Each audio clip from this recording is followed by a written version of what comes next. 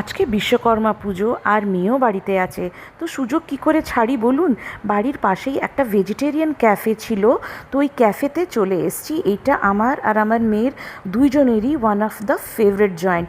ঢুকেই অর্ডার দিয়েছি মোক্যাচিনো।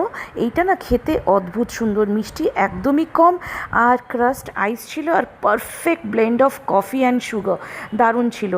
আর আমি ওয়েট করছি খাবারের জন্য, কেন পেয়ে গেছিলো প্রচণ্ড খিদে। আর একবার ক্যাফেটা দেখে নিন, খুবই সুন্দর, খুবই ভালো।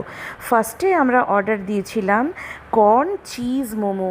এই কর্ন চিজ মোমোটা না অসাধারণ ছিল খেতে, কেন লেয়ারটা একদম পাতলা আর ভেতরে ভর্তি চিজ আর কর্ন, মানে মুখে দেওয়ার সাথে সাথে এটা মেল্ট হয়ে যাচ্ছিল।